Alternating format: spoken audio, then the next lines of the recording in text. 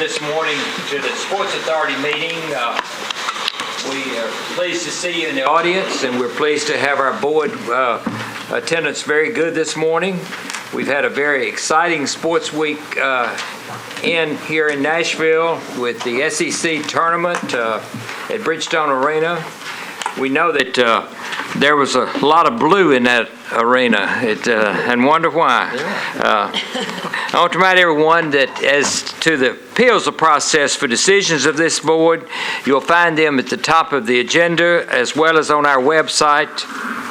And I now officially open the meeting and ask for approval of the minutes from the February 27th meeting. Second. Motion's made and seconded. All in favor say aye. Aye. Okay, they are approved. And we'll go directly to our Executive Director's report, Toby Compton. Thank you, Mr. Chairman. Rich whispered in my ear a second ago that he is very thankful that all the Kentucky fans were in. We had a stellar downtown atmosphere, and sales and receipts were up. In honor of this, he's worn his blue tie. This is helpful going into the budget season, I'm sure. It was a fantastic weekend, and one of the things that we're going to be doing here probably in the month of May or June is invite the Sports Council to come and talk to us about what they've been doing and their activities. Obviously, between now and then, we'll have the Music City Marathon, and so the Sports Authority is involved with that because they use the arena and they use LP Field and obviously a tremendous amount of our parking. So we'll have them in soon to talk about that and obviously give an update on the SEC tournament. Today's meeting agenda is beneath tab 2 of your board packets.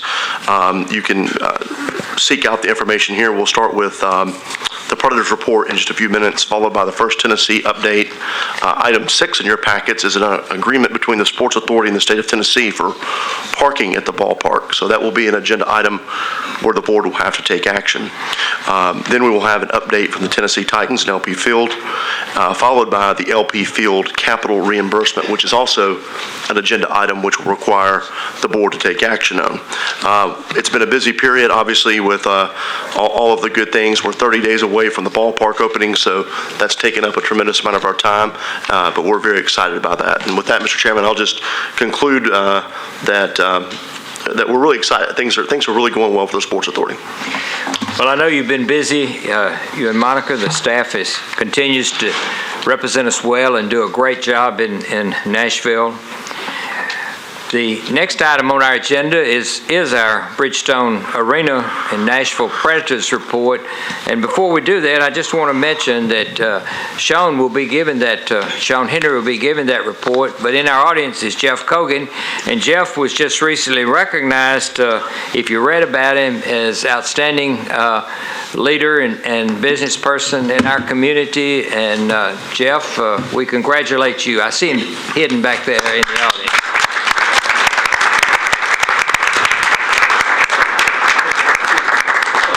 Okay, Sean, I know that, pardon? Yeah, you may respond to that. Excuse me, I looked down to the agenda. I want to thank you and the board for the accolade and the compliment. And I also want to tell you, I get credit for the hard work of a lot of great co-workers, and I just want to go on record as saying that. Thank you, Jeff. Sean is going to give us the report on the Bridgestone Arena.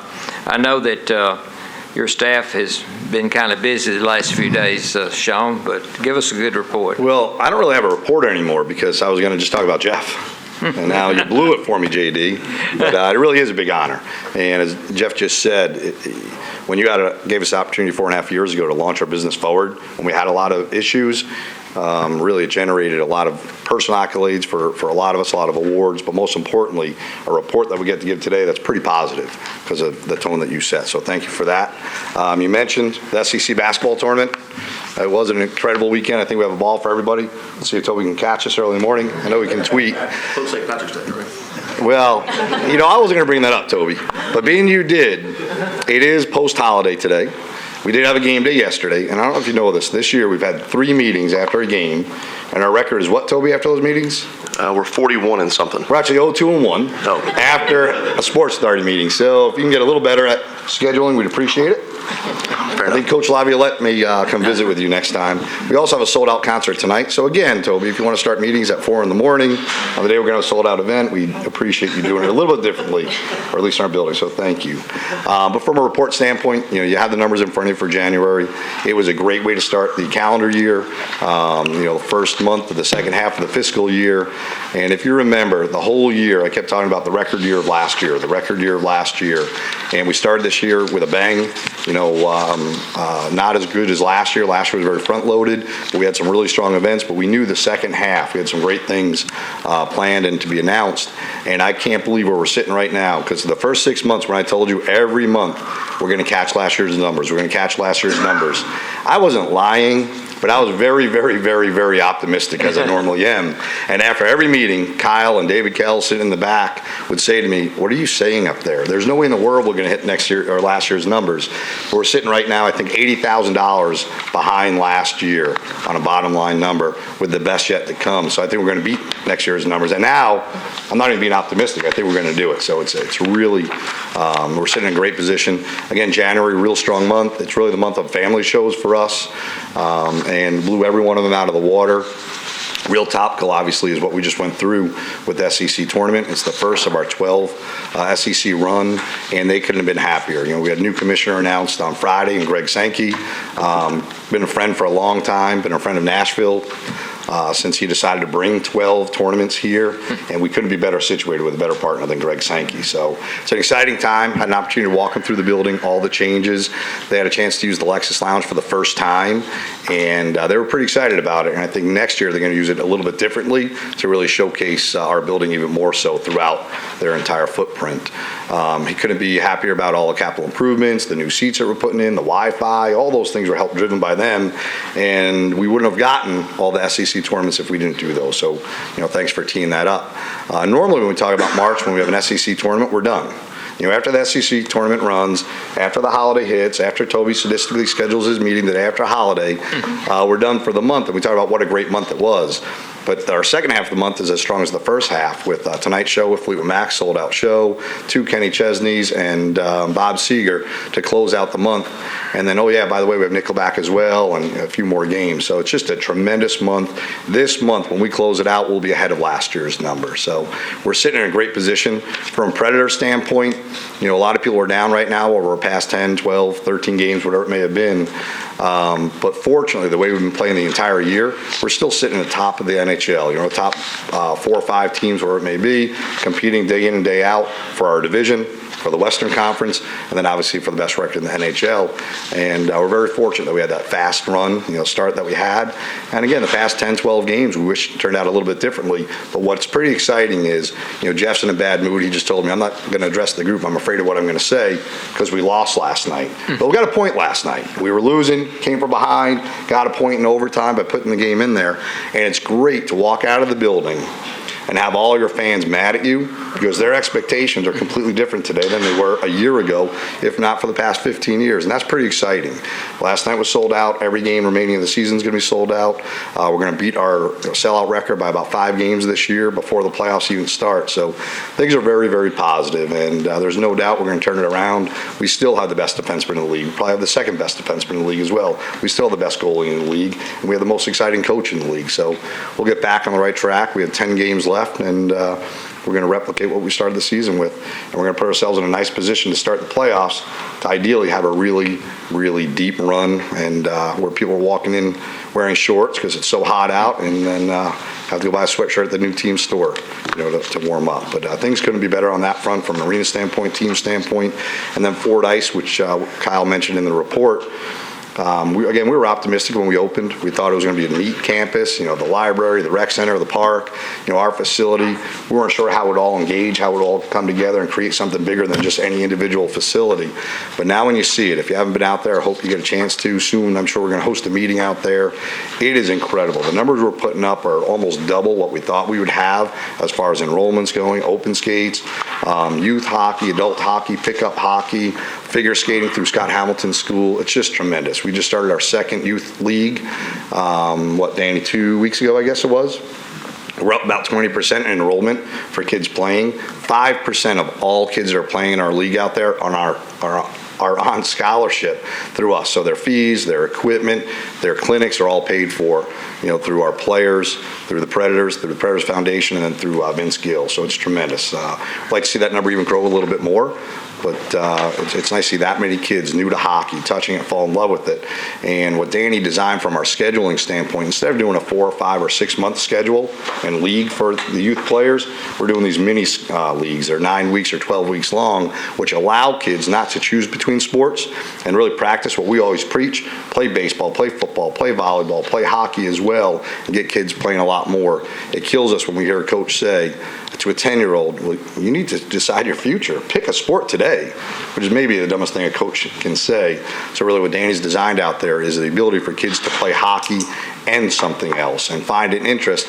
And again, by having the lowest fees for rec hockey in the city up until about a month ago, it's nice to have new kids playing. I say up to about a month ago because our partnership with the Parks Department allowed NYHL to lower their fees as well. So the whole goal of making hockey more affordable to reach more people by building more ice is already coming to fruition. So things couldn't be better at 501 Broadway. Just want to say thanks for it. If you have any questions, I'd love to answer them. Last month I teased 2 big show announcements. Those shows were Zach Brown Band and Shania Twain, both of which I think Shania Twain might already be sold out, David. I think David has 20 tickets available still.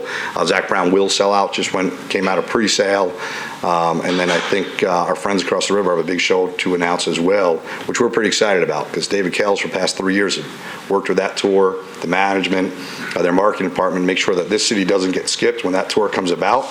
And it's just great to see it play Nashville. One thing we always say is whether a show plays the Ryman, our building, LP, Vanderbilt, War Memorial, wherever it may be, is let's maximize every show so everyone in the music industry sees Nashville as the city that we know it is. So it's just an exciting time to be here.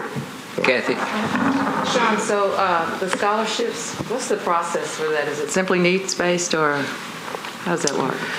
Yeah, well, the one thing we don't do is we don't dive deep in someone's background and do credit checks completely on it. But on our website at Fordyce, the application is there. We ask them why you're looking for it. Some we're funding at $200 or $300 out of the roughly $1,000 cost, and some are all fees, all equipment, whatever it may be. And the key with some of the equipment, depending on what the child's enrolling for, some we're just loaning the equipment, and then others we're giving the equipment to a kid. Because there's something about walking in a locker room, walking in with your own equipment and leaving with your own equipment, as opposed to waiting at a check-in and then checking it back out, if you will, when the rest of your team is coming in with their own equipment. So the idea is to have those kids feel really good about what they're doing. And Danny, did I leave anything out in that? Okay. Last month you reminded me of all the things I forgot to say about Fordyce. Other questions? Anyone? Thank you. Well, thank you guys. Appreciate it.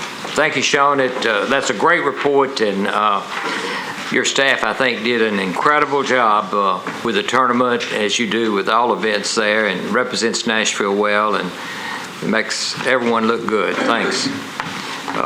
We're going to the First Tennessee Park report. Its report will be given by both Ron and Rich, and I believe Rich is going to go first, right, Rich? I think Ron and I think are just going to come up together and sort of do the show. So when you see me, you know I'm not here to talk about construction issues in terms of how to build something, because that's not my background. So we'll leave that for the designated professionals. But I think what we do want to do is we're a month away, which is really hard to believe. Actually, I drove by the park this morning. And the lights are on, and there's a lot of people working, scrambling, needless to say. But the first game will be on April 17th, which is how many days away, Ron? 30 days away. He reminds me of that on numerous occasions.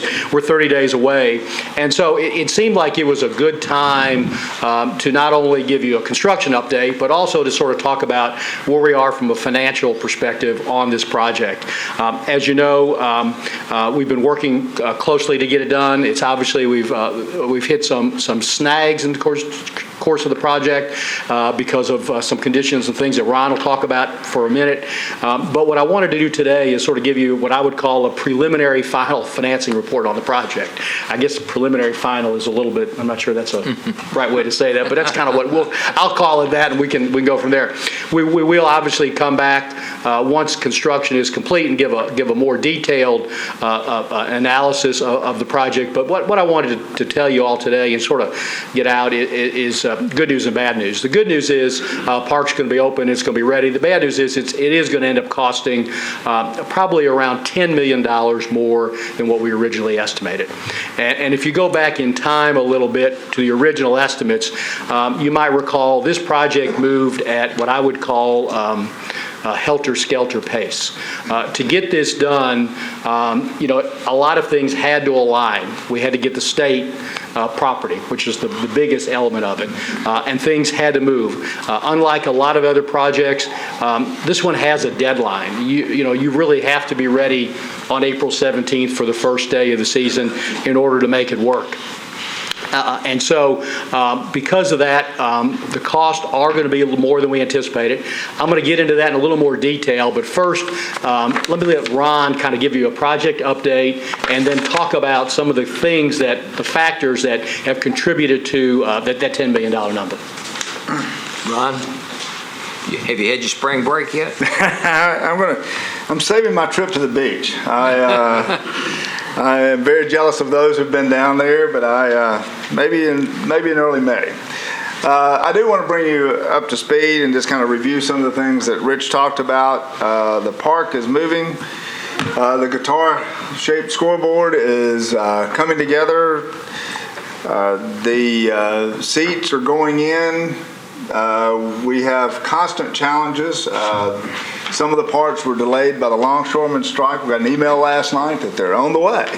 So there's a lot of things that tie together all across the country. So when you have a longshoreman strike in California, it impacts what we're doing here today. But right now, those seat parts are on the way, and they'll be able to wrap it up toward the end of the month. The field itself is ready for sod.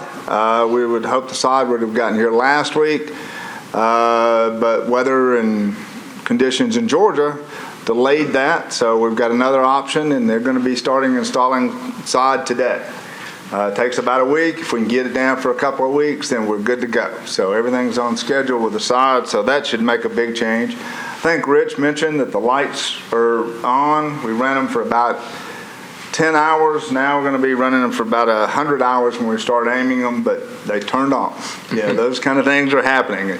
We'll start punching out the suites in certain areas. We're actually going to have our first punch on Friday. We'll be punching them out over the next few weeks as areas of the building and the park come into play. So those are the suite areas are coming together. This is the office space for the sounds. The concessions down in the corner are all coming in.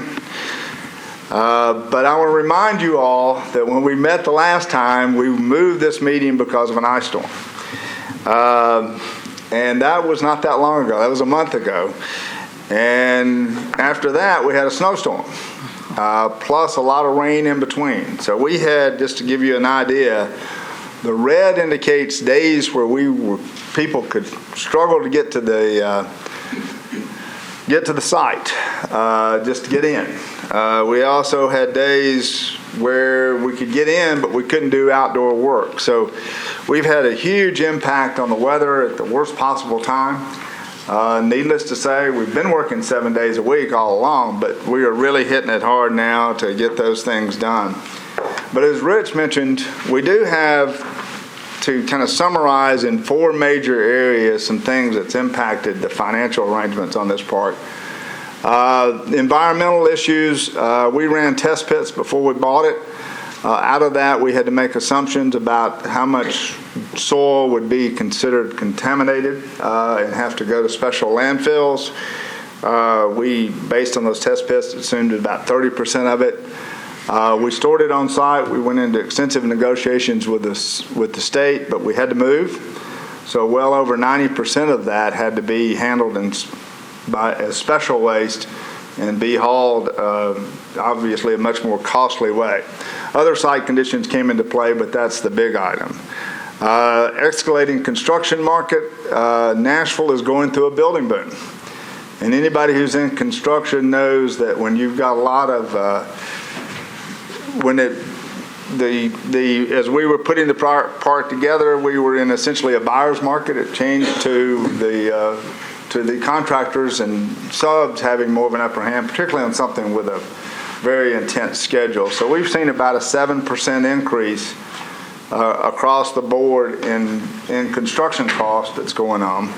The weather impact, obviously we got a lot more overtime, a lot more things going on that we got to make these hours up somehow. The opening day has not changed, so we're still working on that. And then upgrades, and I think we've talked about this before, the Sounds have committed along with the city to make this the best AAA ballpark in the country. I don't think there's any doubt that that's what we're going to have.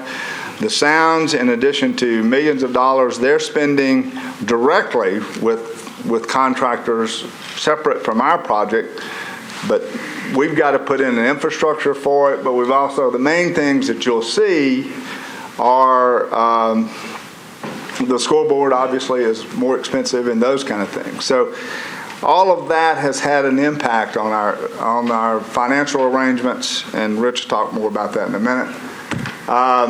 The other good news is that if you'll drive by the site, you'll notice that Embry is well under construction, and there are dozens of little projects out there that are not really tracking with any of this. The one in the bottom corner is one our firm is working on, just a small little restaurant group that's going to be a block away. But here's where all the big projects that have been submitted and and the status of those that's been announced and been approved to the Planning Commission, those are the things that are going on around it. And like I said, this doesn't include the little ones. So a lot of things are really good things are going on in Germantown and that Salem town and that entire area. But we got 30 days, guys. So I will, at that point, I'll give it back to Rich. Yeah. Let me say a couple big picture things, then I'll get into a little more details. I mean, the good thing is when we built this, we decided to locate the park here with your approval. We thought that it was going to be a catalyst for redevelopment in that area. And literally it's exploded. How do I go back a slide? Can I do it? I asked the Planning Commission to put together a chart, a map that shows announced developments that have been approved and developments that have been proposed since the ballpark was announced. And I think it just counts up to like 20 or 25 different projects that are coming out of the ground or will soon come out of the ground because of the decision to locate the ballpark in the Sulphurdale area. So that I think long term, it's clearly was the right decision to put the park in that place. And I think, as you can see from the economic development that's going to around it, it will more than make up the differences in the extra costs that we're going to see in the construction. I think the other good big picture issue is we're going to be able to cover these costs. We have a plan in place to come up with the money, so we're not going to have to issue any additional bonds, or we're not going to have to go to the taxpayers of this city and ask for some additional funding for this park. So we have identified over the last several months, obviously as this project's gone along and I've been tracking it, it's not like a shock to me today. I didn't wake up yesterday and say, hey, we have this thing's going to cost more than we thought. We've been working on this and working on the cost, but we thought now was the time to present it because as we come near the end of construction, we really have a good sense of where we are on the cost. And so just kind of as you go back, as you remember when we did the bonds, which obviously you approved, we estimated, we did, I think, $65 million in bonds for this project originally. 23 million of that number went to the state, and then 5 million was reserved for capitalized interest on the bonds during the construction phase, and then we estimated we'd have about 37 million available for the ballpark construction. Just as an aside, the 23 million to the state, 18 million of that was for the parking garage, which hopefully will be opened this fall. And then sort of at the I don't want to say the 11th hour. Mr. Berry, who's my property guy for Metro, was on the other side of this deal at that time with the state. The state negotiated, I'll say, an additional $5 million payment for additional garage for a to-be-built state office building. Obviously, when I did the original format, I assumed that was going to be available for the project, but obviously to get the land, we had to come up with that additional money to the state. So we start with $37 million, sort of what we had available, we thought we would have available. And now let me kind of get to where we get to $47 million, roughly, is where we are on the price. At the end of the day, when we did the bonds, we ended up actually netted about $38 million. So we ended up with about $1 million more for the construction of the project from the bond proceeds. Over the course of the last a couple years, because we capitalized interest, there were certain payments that we had identified to the project that were going to come in from some MDHA TIF revenues that were surplus TIF revenues from MDHA. We haven't needed it for the debt service, so we have that money available, and that's about $1.5 million, $1 to $1.5 million. And then the big piece is because of this other development in the area that's already been triggered, we've talked to MDHA, Housing Authority, and MDHA has agreed to give us another $5 million in TIF money for this project. That board has already approved that. And we actually already have the money in hand for that project. So essentially, MDHA realized that this development was going to lead to other developments in the area, which would foster the redevelopment district, and so they provided an additional $5 million in TIF money. And then finally, as Ron pointed out, there have been, I don't know, upgrades. I'm not sure what the right word is to call to the ballpark, which the Sounds have asked for. And Frank's here today, and Frank and his team have been great partners through this project. And Frank has committed to put a minimum of $2 million into the project, cash money into the project, to help bridge that gap to pay for some of those costs. As we go forward, we've talked with Frank, and when we get the final budget, we're going to continue those dialogues with Frank to see if maybe there's some additional costs that are more appropriate for him to pick up. But more importantly, they've committed a firm $2 million, which when you add all that numbers up, it comes up to about $9.5 million, which is roughly the $10 million that we need, because again, it's not a final number yet in construction, but that will cover the gap. So we're very confident that we have the money to complete the ballpark. And I would just say in closing, obviously any questions you may have, but in closing, yes, I'm disappointed that it's costing more than we originally talked about. But if you go back, when we did the financing, we didn't have a design. We were really working from very conceptual drawings, and we were moving fast. Ron and I were talking earlier about an RFP that's been out from, I think it's Palm Beach, Florida? Palm Beach County, Florida, where they've hired architects and they've got like a 2-year construction period for them to do their park. Well, we didn't have the luxury of that, and unlike the convention center, which we built at exactly the right time from a construction standpoint, here we built this one sort of right in the middle of sort of the boom going on in the Nashville economy. Long term, when you see this park and you see the way it works for the fans of baseball in this community, it's going to be an investment that's been well made and something we should do. I walked down there Tuesday, and when you see the concourses, the wide concourses, people can actually watch the game while they're getting a hot dog in line instead of going underground into a tunnel and missing 3 innings of a game while you're waiting in line. People are going to be absolutely thrilled with the experience, the openness of it, the family friendliness nature of it, and it's an investment that's well worthwhile and has already paid dividends, and it's something that was the right thing to do, and we can afford to do it, and we have a plan in place. So I thought it was important that you get that report as soon as we were comfortable with the numbers. We're now comfortable getting that out, and happy to answer any questions that you may have. Thank you. Let's open up for questions from any member. Anybody have a? Let's go ahead and hear from Ron. Excuse me, no, okay. Ron, you gonna? Yes. Any questions? I think we're working on it. We've got, like I said, 30 days, so we're there. Kathy has a question. So the $23 million for the garage, what's the likelihood of that being on budget? Well, it's actually 18 million of it goes for the parking garage that we know of as being right below south of the stadium, of the ballpark. The other 5 million, the state was given to the state to build some parking for the Library and Archives building, which would be located across Fifth Avenue from the ballpark if and when the state decides to go forward on that project. I think the state has a contractor in place. They're working on it, and if there's an overrun on that project, it's on the state, not on us. Yeah. I think maybe that's what you want to know more than anything else. Yeah. I sometimes like to tell people more than they really want to know, but that's what I think you're asking. What am I supposed to press? Anything? Just speak up. There we go.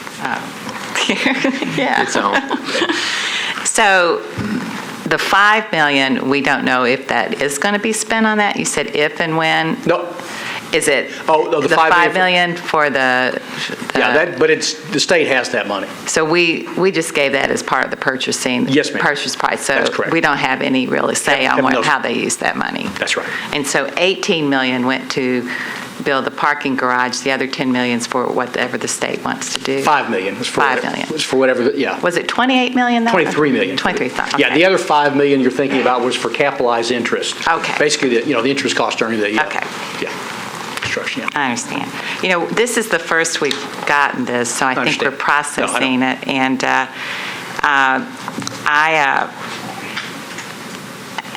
I understand. I think you've done a really great job of explaining to us how this happened. We've gotten periodic reports, and a lot of this, we haven't had it in this type of a summary, but I, as a Sports Authority member, feel that we have been alerted to certain of these issues throughout, and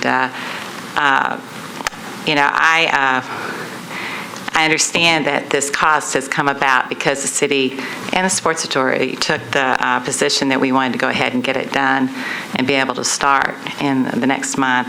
I'm sure everybody, as you have been, are disappointed but some of these things were obviously things that were out of control. I mean, weather, climate, and and all of these things, soil conditions, when you think you're going to figure out, you thought you figured it out and something else happens. So I appreciate you coming to us today and giving it to us, and I appreciate you figuring out how to pay for it.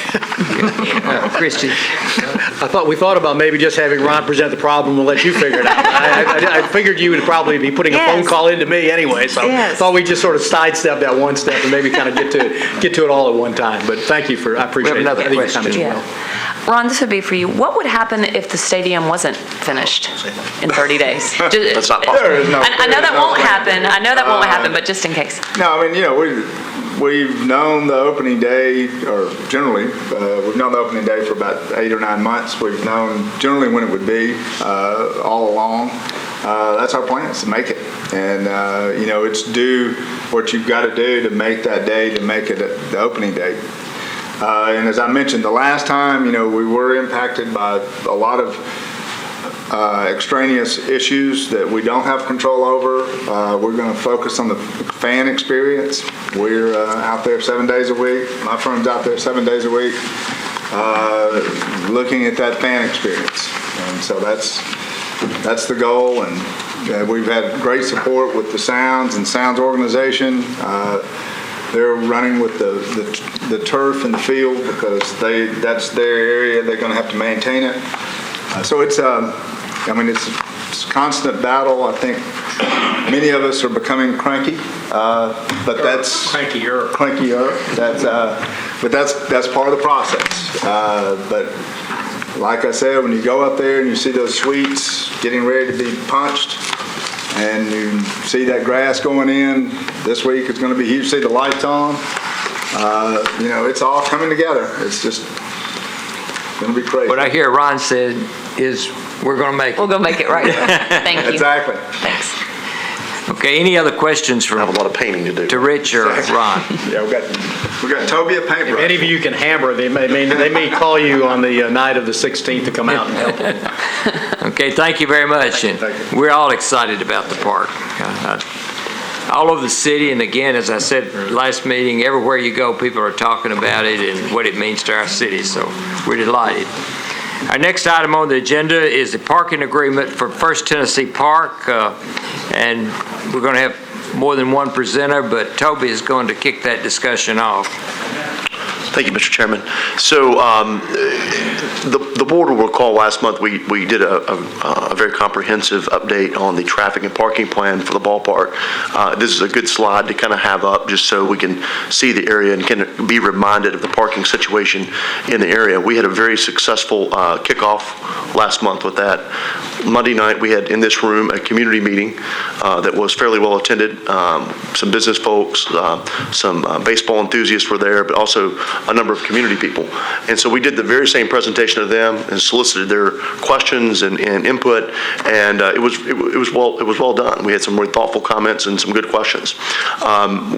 We haven't learned anything that has impacted the plan that much, so that's good that we're getting these comments in, and it's kind of the plan is holding up. We will be doing another community meeting on March the 30th. This will be over in the Germantown area at the Skillery, which is on 6th. It'll be at 6:30, and so the Mayor's Office of Neighborhoods will be coordinating that, getting the word out.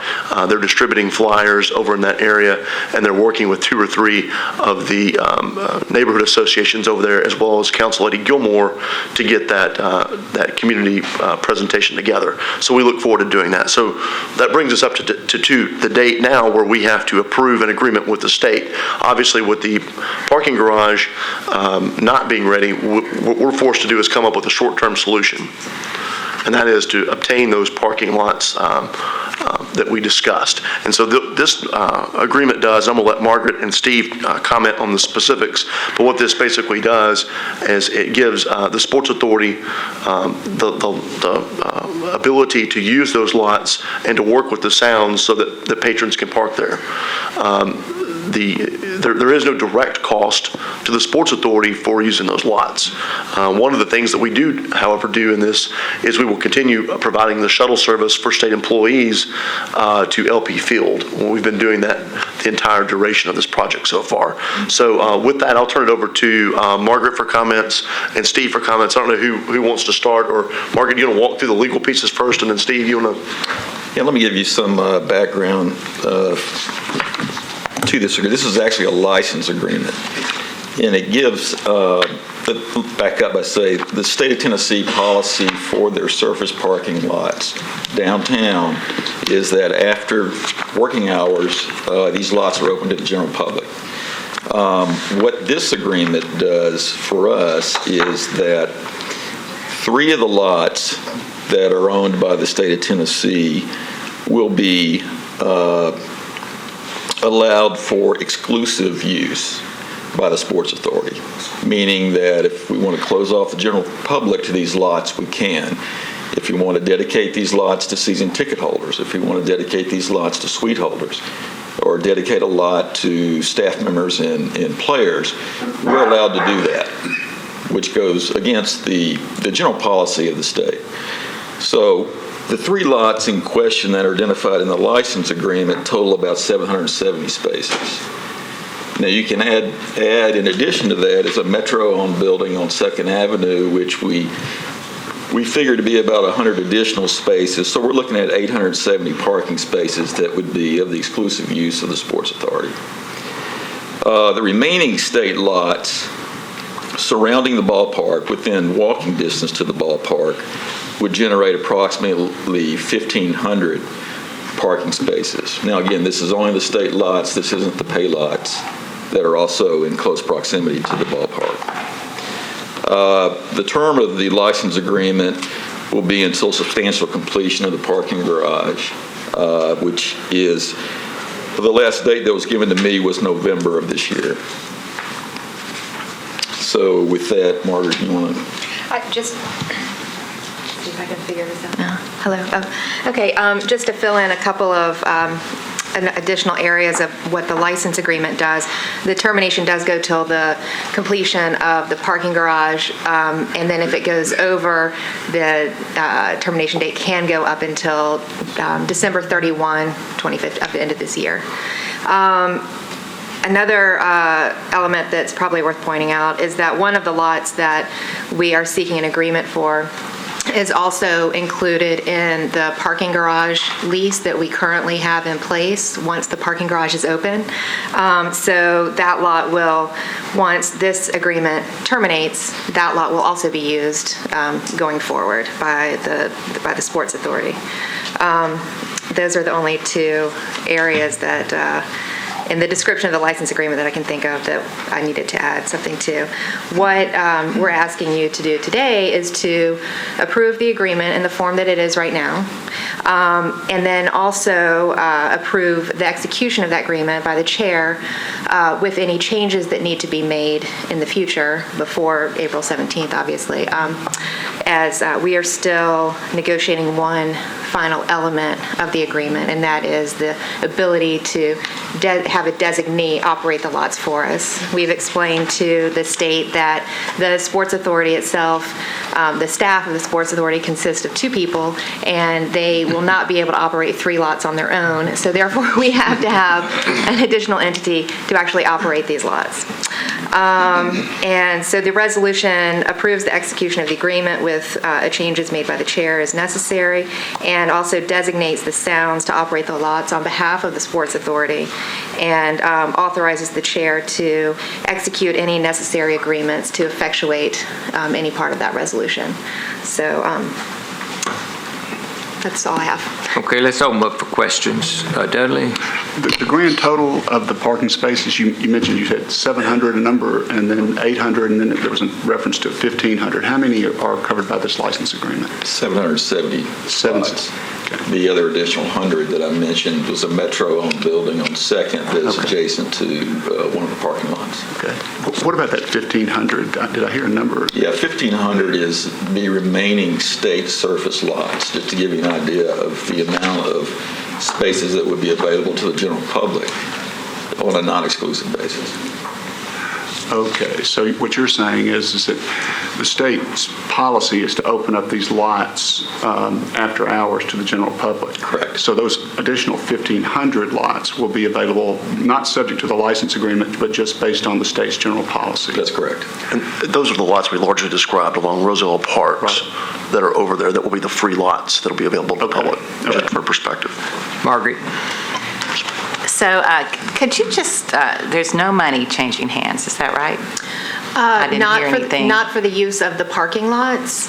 The license agreement also contemplates that we will continue to allow the state employees to park in LP Field. Right now, if the parking garage were built, they would be using that facility for their parking. So they've been displaced, and they're over in LP Field. And we also provide a shuttle service through, I believe it's the Downtown Partnership that provides the shuttle service.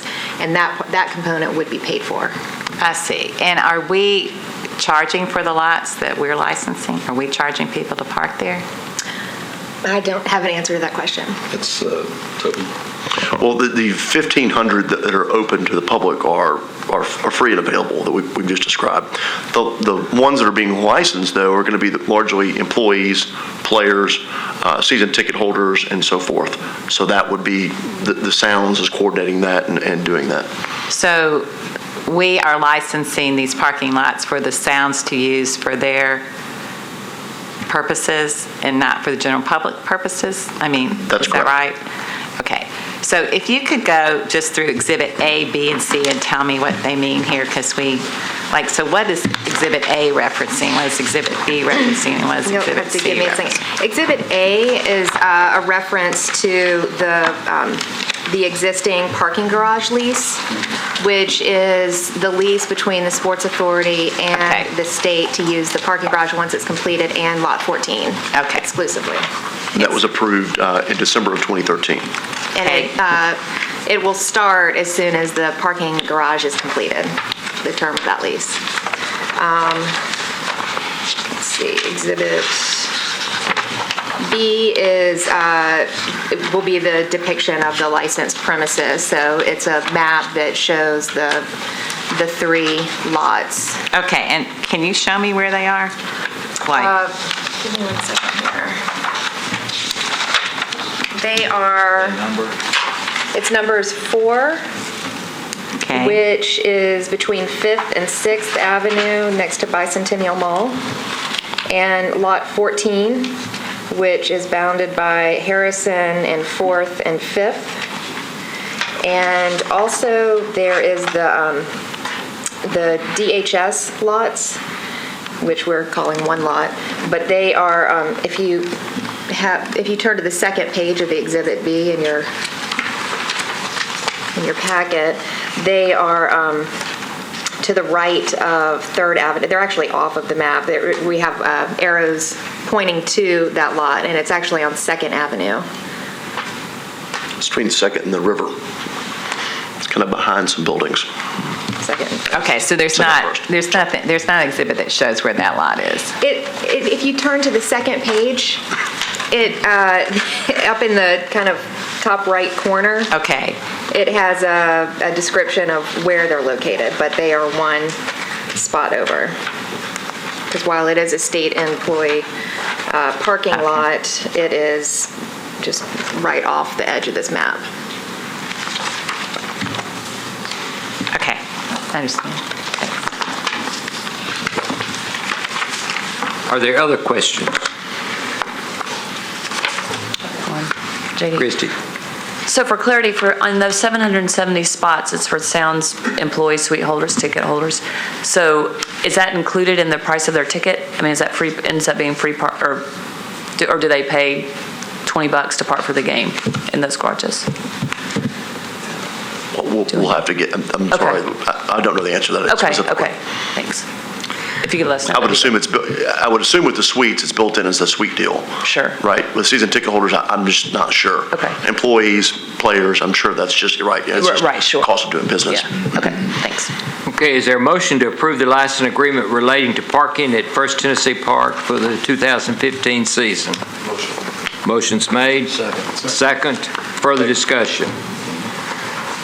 All in favor? All in favor? Aye. All opposed? Then it is approved. Thank you very much. You'll need to Steve. approve the resolution as well. Okay. Sorry. And also approve the resolution, which we have in our packet too. Move to approve. Okay, any discussion? All in favor, say aye. Aye. Okay, the motion is approved. Thanks for that report and bringing us up to date on the parking. Item number 7 is LP Field, Tennessee Titans report, and we have Walter and Janine are going to kick off a discussion, and they have some other people with them this morning. I think you're going to appreciate meeting. Janine is going to kick that off.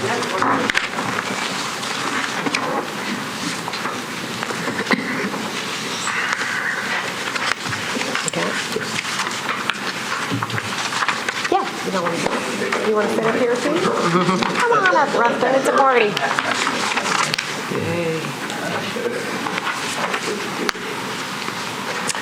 Hi, my name's Janine Kaufman. I am Chief Financial Officer with the Tennessee Titans.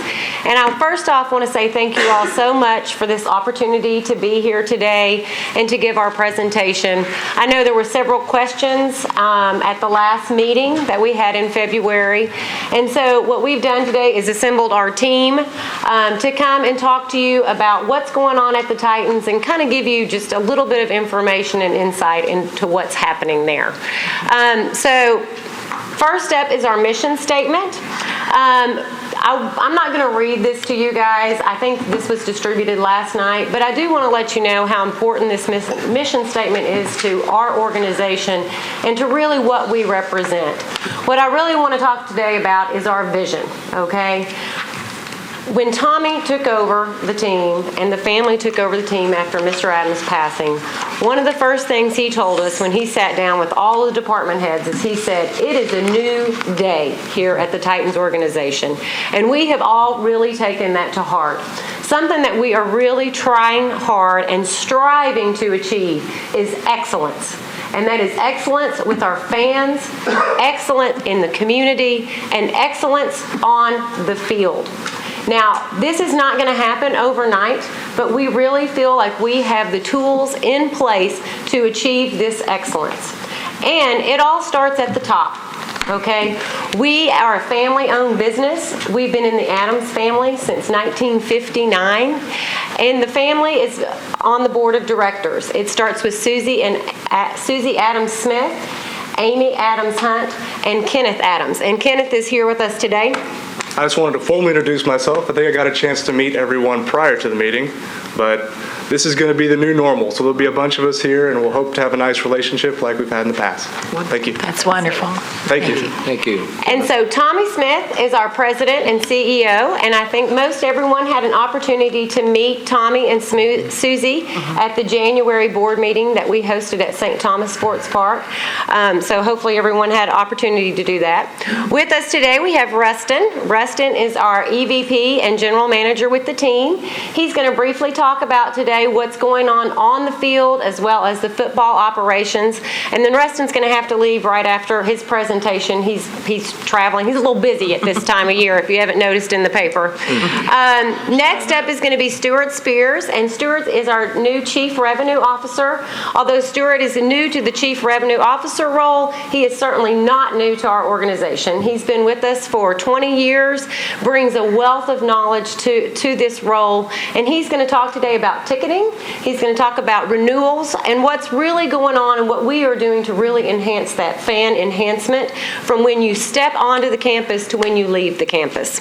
Elza Bullock is our Senior VP and General Counsel, and Elza couldn't be with us today. Bob Flynn. Bob, if you'll stand up. We're really, really excited to have Bob on board. Bob is our new VP of Facilities and Game Day Operations. You are going to love Bob. I can't tell you enough great things about Bob.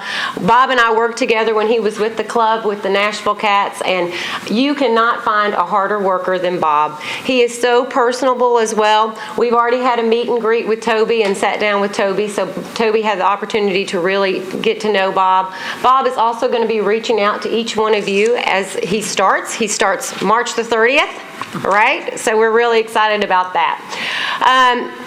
We also are going to be hiring a new Chief of Communications Officer. We plan to have that position in place by the end of April. Also with us today, we have Tina Tuggle. Tina is our Director of Community Relations, and Tina's going to be letting you know what we've been doing in the community and what's going on there. And then we also have Walter. We love Walter. And Walter is going to talk about the events. I know that's a really good question that most is asked a lot of times, is what we're doing on the event side. And so Walter's really going to talk today about what is happening. That building is used all the time. And so Walter's really going to touch on what we're doing there other than just playing 10 Titans games. All right? And with that, I'm going to turn it over to Rustin. Thanks, Rustin. Good morning, Rustin. We're pleased to have you. Good morning. Thanks for having me. I think sometimes, obviously, we're out there making decisions, and everybody, fans and general public, is wondering, what are they doing? What are they thinking? So I want to give everybody here an idea about our direction and kind of how we've come to our plan for the offseason and improving this football team. Obviously, last year was a disappointment for all of us, and I know that everybody here with me, their job becomes a lot easier when we are winning games, and I understand that and take that as not necessarily a burden, but a responsibility on my part and our coach's part to improve the team so these guys can do their job effectively. After the season, immediately after the season, Coach Wisenhunt and I sat down with Tommy Smith and had an extensive meeting about the direction of the football team and where we wanted to go. He's shown a lot of confidence in us, and we're appreciative of that in multiple ways. But one of the things that happened last year is we made a drastic change, especially in our defensive scheme. We moved from a 4-3 to a 34, and we really didn't have the personnel to carry that out. So we've made an effort through free agency, and we'll continue through the draft to make that adjustment. What you see, the first thing we did, though, was bring in Dick LeBeau from the Pittsburgh Steelers, who is one of the fathers of the 34 defense and has had great success throughout his time. His experience is really unrivaled, and so we were very excited to bring him in. And then he and I spent time together talking about what we needed to do to improve that defense. And so we attacked free agency, bringing in two players, Brian Arakpo, and then re-signing one of our own, Derek Morgan, who play probably the most important position on the defense, the outside linebacker position. That was really one of our key issues last year. And so we attacked that. We feel great having Brian here. Brian Arakpo is a quality person and also a very talented football player who's made multiple Pro Bowls and will help us. I think he's going to bring leadership and experience to the group. And then Derek Morgan is one of our cornerstone guys. He is a strong person in the locker room who's also a good player. And really, I don't want to let the good guys leave. And that was something that we made a priority to keep the guys. It's hard to replace. When you get a quality guy that's also a good player, that can be very difficult to replace. It's not as easy sometimes as it seems. So keeping Derek was important to us, and we made it a priority. And I had talked to people in the media and all, and said it's going to be outside linebacker and defensive backs, and so we did that. We also signed a safety from Buffalo to North Searcy and a corner from San Francisco, Paris Cox. So luckily, Tommy has been very open with the checkbook and allowed us to spend money on players in free agency. I think as we move forward, we would love to get to the point that we are a good enough team that we are re-signing all of our own players, and that's where the money's going, and that you have Tennessee Titans that are here for the long haul, that they finish their career here, and it's a great career and it's a winning career.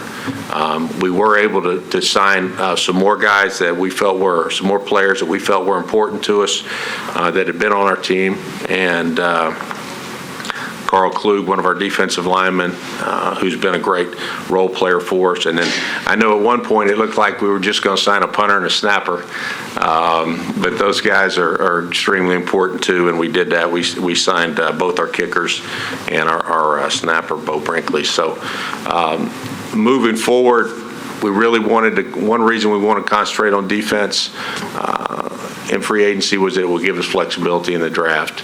We have the number 2 pick in the draft. We have a big decision to make. It's kind of whether or not we're going to take a quarterback or something else. Last week, I spent last week working on free agency and making a quick trip from Nashville to Eugene, Oregon, and back to see Marcus Mariota.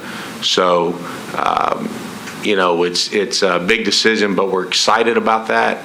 It's also when, the season's miserable to go through, but it's nice having these high picks. And it's not only the first pick, but it's also, we'll have the first pick in the second round, which is almost like having another first round pick. So we're excited about the players we can add to the team and the quality product that we can put on the field. I think Tommy's been committed. He's on me. I talk to him 2 or 3 times a day, and it's usually pretty good conversations. He's very straightforward with me about what he expects, and that's good for me, because the last thing I need is gray area. I need to know what's expected from the top, and he's been great about that. So I feel good about the direction we're moving. I can't tell you how quickly it's going to come, but I can tell you we're going to continue to get better. And when our fans come to LP Field, I want them to see a product out there that they can enjoy, want to come back week in and week out and see this football team. And then I also want these guys to be good representatives of the city of Nashville. And I talk to our players a lot about that, and then we'll continue to do that. Questions? Thank you. Anybody have any questions? Sounds like you have been very busy, very much at work. Yes.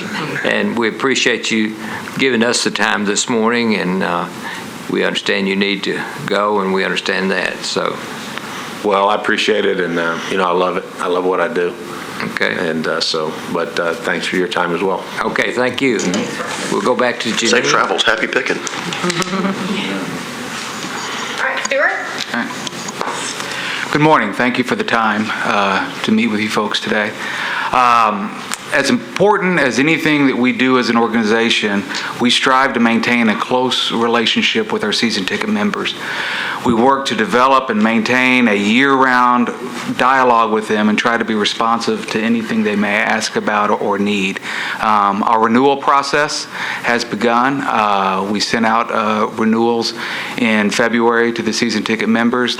It will continue through the spring as they have certain checkpoints to respond by. As an expression of our gratitude to our season ticket members, we included a $50 merchandise gift certificate in their renewal packet, redeemable at the Titans locker room store at the stadium. It's not a coupon or a minimum spend opportunity. It's just a straight $50 to encourage them to come into the store as a way of our saying thank you for their past support. We also developed a prize package this year.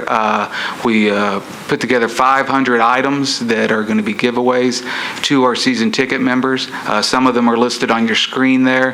The goal is to kind of stay engaged with them through the spring, awarding a certain number of them each week through the final payment process in May. We kept our season ticket rates flat for this year, and the response so far has been good from the customers. The process is tracking well. We just passed the first payment deadline, the first checkpoint through this process, and we are on pace for what we have seen in prior years, so we feel good about that. We have a lot of work to do over the coming months, but we are confident that we're continuing to track towards maintaining a sellout streak for our games at LP Field. We have a season ticket service team in place that is handling incoming calls from existing customer members, answering questions that they may have, providing them any information they can give. They will begin a process of outbound calls during the spring as well, with our goal being that the service team will have contact with each of the 18,000 accounts by the time we're done in the process. We have heard consistently from our season ticket members over the years through focus groups, through interaction with our service team, and through polling data that we get from a league and from private sources that communicate and track them. One of the most important aspects of the relationship with our season ticket members that they seek is some type of personal, direct contact with the organization, with players from the organization, with the employees of the organization, and with facility LP Field. So along those lines, we try and set up a year-round calendar of activities to interact with these folks. These special kind of members-only activities include movie nights that we'll do during the spring, tours of LP Field, kind of behind-the-scenes access to what we're doing, learning labs, and season ticket member deliveries, all ways for us to have touch points, contact with the season ticket holders. Additionally, we work year-round to maintain contact with non-season ticket members. We understand and appreciate there are a lot of Titan fans out there that don't have the opportunity to be season ticket members. So we stage many events open to the public during the year, such as our draft night celebration, which will be coming up next month, open training camp practices, the Titans Caravan, which runs throughout the Mid-South, and many, many more activities. And several of these activities have a ticketing element built into them as well, with the end goal being that we are cultivating new fans and new customers through these activities as well. Our never-ending goal at the Titans is improving the fan experience at LP Field. It drives us to seek upgrades in all aspects of our game day experience. New this year, we are partnering with the Disney Institute to start a comprehensive, multi-year fan engagement training course for all employees. That includes ticket takers, ushers, concession workers, anyone that comes into direct contact with the fans while they are at the stadium. Additionally, the team is paying for upgrades to the luxury suites to improve those areas for those customers. And last year, the team paid for construction of a production studio inside LP Field to create content for the fans both in the stadium and out. We realize that the direct relationship with our fans is critical to any success that we will have as an organization, and these elements that we've gone through are important parts of how we maintain and grow that relationship with them. Thank you. Thank you, Stuart. Our questions? Margaret. Thank you so much for being here today. Sure, it's our pleasure. I specifically asked last meeting for some information about marketing and sales of tickets because of concerns about the attendance at the game. So thank you for doing that. I just wondered, did you say are there 18,000 season ticket holders? You said there are accounts? 18,000 accounts. Okay, and the number of seats in Titan Stadium is 68,000. 68,000, okay. So can you, so you said that you were on track, right, for renewals as where you were last year. At what point do you commit as to whether or not you're a season ticket holder? It starts in February, and then you know where you are at what point? Right, we'll know where we are over the March-April period, so we're right in the midst of that. Good. And then, in theory, their accounts would need to be paid in full and finished in May. Okay. And these other things, these fan enhancements, are things that you do to fill the other 50,000 seats, is that right? Yes, well, the 18,000 accounts has more than Yeah, they have 1%. multiple seats, so you're in the 55 to 58,000 range with those season ticket accounts, total tickets. All right, that's helpful to know how important the season ticket sales are. Exactly. to the filling It of is the base and stadium. the foundation for everything, Okay, correct. thanks. Are there other questions? Thank you, Stuart, and Janine, we'll come back to you. Yep, we're continuing on with Tina. Tina, thanks. Yes, so as our mission statement says, the Tennessee Titans are committed to achieving excellence in our community as it relates to enhancing the life of the area in which we live and work. And so we'll just go over briefly some of the ways we've been involved throughout the past year. The first one is the Bridge Ministries. And so during the Thanksgiving holidays, we had the opportunity to work with an organization that provides outreach for a homeless community.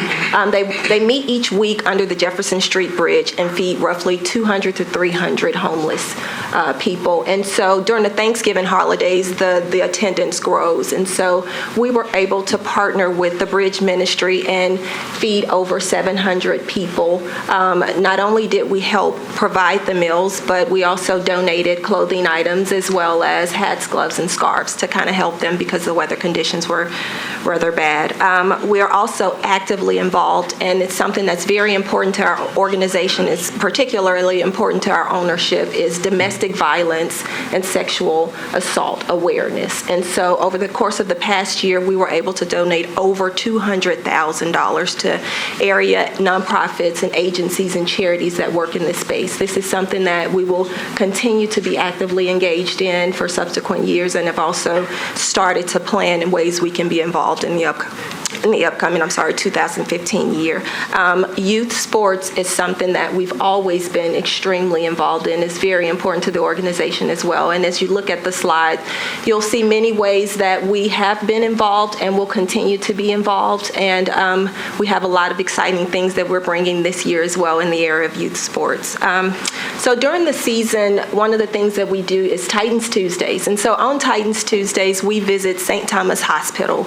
We take our players, several of our players, as well as members of our Tennessee Titans Women's Association, to St. Thomas to visit with patients. And it's really something to see these really big, large football players holding these small little babies. It warms your heart. But it's not only is it important to the Titans to be there, we've noticed how encouraging it is to have our presence there when patients are receiving treatment. So that's something we've done for a number of years and will continue to do as well.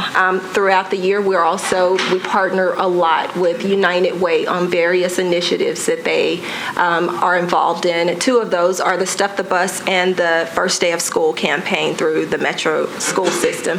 And this past year, we went to Napier Elementary, and it's really good to see and to be there as moms and fathers drop their little children off for the first time. You got a lot of tears and a lot of smiles, so it's good for the ladies to be there helping welcome them on their first day, as well as passing out supplies that are needed. Another fun event that we were involved in this year, I'm sure many of you, if you weren't challenged, were involved with the Ice Bucket Challenge. For us, it was extremely personal, being that one of our former players was diagnosed with ALS. And so in honor of him, we took the challenge, the entire organization, players, coaches, staff. And in addition to that, we were able to donate $100,000 to the local chapter of the ALS Nashville. As part of our Titans Fuel Up to Play 60 program, that's a program that the NFL worked closely with the National Dairy Council to create. It's twofold: creating healthy eating habits as well as being active 60 minutes a day. And so we have worked closely with the United Dairy Management Association as well as Tennessee State Parks. And through our partnership with them, T-RAC as well as many of our players have visited more than 37 elementary schools, 8 middle schools, and reached over 21,000 students. And the last point I wanted to touch on was our military presence, something very important to us. We have gone up to Fort Campbell and are working closely with them and making sure that we have a presence in the military community. And speaking with, various servicemen and women in the military community, we understand the value of having a presence there. When they're deployed, that's something that they can hold on to and maintain a closeness with their communities back home. And so thank you so much for your time. Okay. Great. And we're going to turn it over to Walter. Okay, Walter. Good morning, Mr. Chairman and board members. I think it is safe to say that each of you are aware of the events listed before you that occur annually at LP Field. I will not discuss the entire list, but I do want to mention a couple of events I think are significant. Number one, the Country Music Festival that has attracted hundreds and thousands to the stadium and downtown. It is certainly one of the city's signature events. It's a sellout every year, and people come to Nashville from all over the world. Last year's Music City Bowl, where the Sports Council was fortunate to select Notre Dame and LSU, 2 national collegiate programs with strong fan bases. That game was decided by a last-second field goal and attended by more than 62,000 fans. It was the 6th most watched bowl game. I also want to mention, when we talk about events at LP Field, the Titans organization and the staff at LP Field takes great pride in making sure this tremendous asset that belongs to you and the city is never the reason why an event does not take place. The facility is headed into its 17th year, and our goal is to see that this facility is used to its fullest extent and is maintained to the best of our abilities. We have over 100 events yearly in our East and West clubs. LP Field is the single largest parking lot in the city with more than 7,400 parking spaces. The parking lots are used daily by the Downtown Partnership Shuttle Service to allow those that work downtown to park and ride. Lot R is a very popular space in that it is desired by 5K runs, half marathons, outdoor entertainment shows, and the Beat parking program uses the parking lots to shuttle patrons to events at Bridgestone and Music City Center. Lot R is also used daily for the families attending the Cumberland Amusement Park and tenants that occupy the Bridge Building. In closing, I am excited about the direction this organization is headed. It truly is a new day. Thank you for your time, and I look forward to working with each of you. Thank you. Okay. You have the detailed report of what Walter's talking about that we've been given. So if you have any questions, we'll come to them after Janine here. Okay. That's right. So Walter touched on a lot of the events that happen at LP Field. This summer, we have some exciting things as well. We have a Nashville Conventions Bureau, concert that's scheduled for July. We also have the University of Tennessee game. They're opening their season this year with us in September. And we've also had, I listed up there are a couple other recent events. One thing that we've done this year to really get involved with events is we joined a group called the Gridiron Network. Now you're going to say, what is that? The Gridiron Network is a group of NFL venues where they have joined together to really help get additional events at big stadiums. Not everyone can play a stadium event. Okay, so this group that we have joined, and we joined them in February, has been really instrumental for us. And we really feel like it's a great base where we can get other knowledge, we can really feed off of other teams, and really hope to grow the additional events that are there. One thing you'll notice, if at your seat was an invitation, we are having a press conference tomorrow at LP Field, and we would love for all of you to attend. I can't tell you who it is, but we are going to have a big concert announcement tomorrow. So if you can make it, it'll be in the West Club, and we would certainly love to have you. One of the things, too, that we were asked is who is it responsible for the events? And so I've listed up here the 3 people who are primarily responsible. Bob Flynn will be our main event contact, and myself and Stuart will also help secure events. All right, and with that, we're happy to answer any additional questions you guys have before I get into the financial piece with the numbers. But if you have any questions for myself or our group, please let me know. Thank you, Janine, for this very detailed report. Coach? Yeah, I have a question for Overton. How many games is TSU going to be playing on LP Field this coming year? I am not sure. I've talked with Teresa, and she has not informed me exactly how many games will be played at LP. Last year, they played 3 games at LP, and they had 2 at their home stadium. So at this particular time, I do not know the exact number. Okay. Other questions? Margaret? Just a comment. I think you did a great job today, and I really appreciate the attendance of the team so we can see your faces and hear your dedication and hear about the direction of the organization. And I just look forward to more presentations similar to this, maybe not as long, not as many people. Sorry about that. No. And it was really great to hear people's voices and their excitement and dedication to what you're doing. So thank you. I know this took some effort. Appreciate it. You're welcome. Thank you. Again, thank you all for the opportunity. Kathy it was has really a our question. pleasure. Sorry, I don't Kathy. have a question. I'd just like to piggyback on Margaret's comments and say that we certainly appreciate you all taking the time. I think that we all know a little bit about what goes on internally, but I think it's great that you took the opportunity to share more. And I think tooting your horn is great. I think you're doing some very worthwhile things that the community needs to know about, and we're glad you shared that with us today. Yes. Thank you. Christy? And I just want to say also, when you presented everything that you're involved in the community, like Kathy said, most people know, but to see it in detail. And I personally want to say thank you for really stepping up in domestic violence this year. That was critical. Margaret and I are both on the board of the YWCA, and we were very, very appreciative of what the Titans organization did and is the voice in Nashville for that, for the YW, and it's very appreciated. So thank you there. Thank you. I think from the comments being made, we can just say on behalf of all of us, we appreciate what you brought to the meeting today and look forward to our relationship continuing to be like each of you said that you'd like for it to be. And I know I have met with Bob and got to know him and his plans sort of to move forward with Janine and Walter and all you rest of the team members. And Kenneth, we appreciate what you had to say too about the Titans. Oh, it's our pleasure. Thank you. And go ahead, Janine, with your. Okay.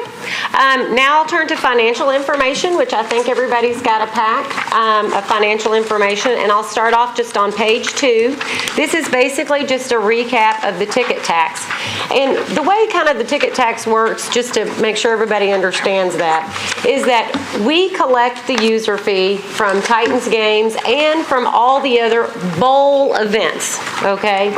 We collect that, and then we actually turn this money over to Metro. So we send them a payment once a month for all the user fee that was collected during the previous month.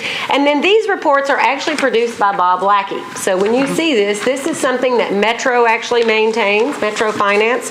But we want to share this with y'all on a regular basis so that you are aware of what's in these funds.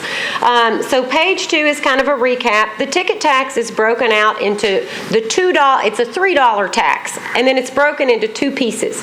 One is the $2 tax, and the other is the dollar tax. The $2 tax, if y'all will recall, and for those of you who are new, that was committed to a bond issuance back in 2010, I think. 2010 or 11, and those went for a lot of the stadium improvements at that point. The $1 ticket tax is sitting there in the account. If you flip through page 3, this will give you a little bit more detail on the $2 piece. You can see what goes in, what's collected, what's been paid out for the debt service. If you flip to page 4, this is the $1 summary. And again, it's a recap of the beginning balance, the interest, the ticket tax that was actually collected. And that transfer there, that $1.2 million transfer number that you'll see there, that is actually where Metro originally had it all into one pot of $3. And then when they kind of did the split in between the 2 and the 1, they transferred that dollar that had already been collected over into this $1. So it's really an accounting mechanism, a tracking mechanism, if you will. If you want to flip to page 5, this is a recap of everything that has been paid in since inception with the user fee. And to date, we've put in $10.9 million worth of user fee money that has gone into the combined $2 and $1 funds. All right. Next, if you flip to page 6, this is a recap of the capital fund. Again, this is a Bob Lackey schedule. Thank you, Bob. And in total right now we have about $1.1 million that's sitting in the capital fund. This is set up, and I'm going to flip to page 7 if you will, but page 7, basically our lease calls for $1 million to go in annually into this capital fund. And then periodically, which is what we're doing today, we'll come before you and submit a reimbursement request for CapEx. CapEx is defined in the lease, and we have our attorney if you really want to talk that, because that's not my area. But Toby and Margaret are certainly very familiar with that as well. And then the last page, page 8, is a recap here. So this will show you total unfiled reimbursement receivable of 1.9. We have a request today of about $935,000, and then the remaining receivable after that request will leave about $1 million in there in our receivable. We also have the casualty receivable, which is about $7,000, and I spoke with Walter before the meeting, and he said he has submitted that for reimbursement through Metro. Right, Walter? All right, great. So that's the financial piece, and I'm happy to take any questions. I'll turn it back over. Are there any questions? We'll be, on the next item of the agenda, we'll be dealing with the capital reimbursement request. We can go ahead and move into that right now while Janine is here as our resource person. The board does this on an annual basis, and you've heard some of the information relative to it, and Toby's going to give us his comments and what's been done to prepare for this request for approval. Thank you, Mr. Chairman. As Janine mentioned, and you mentioned as well, on an annual basis, we come before the board. So many of you are new and haven't done this before. And we are committed in our contractual arrangements to provide $1 million a year in capital improvements. So what we do annually is the Metro team, which includes Margaret Darby, Bob Lackey, who was here a moment ago, Monica and myself sit down with representatives from the Titans, and we literally go line by line through a stack of documents like this. I'm sorry, we didn't cut down trees and give you all of these. I gave you the breakdown of these categories and the specifics in January. We've mentioned it a couple times since. It was in your board materials that were delivered to you, and they're in tab 6 of your materials today. We have reviewed those with the team. We've had follow-up conversation and had an internal meeting, and we're comfortable with the number that's before you today, which is $935,439.98. This number was not in the budget that we talked about last month, right? Because this is a separate pass-through budget. And the largest piece of this is offset by the concessions revenue earned at the CMAs. So this doesn't really touch any of our discretionary bottom line dollars or any of the dollars that we're going to go to work with the Metro Council on here as part of the general budget appropriation. So just to be clear, okay? So we're very comfortable with all of the line items that are before you that were in the spreadsheet. And Mr. Chairman, I would recommend from the staff perspective that we approve this. Janine, I don't know if you have any comments or any follow-up to that? No, I'm good.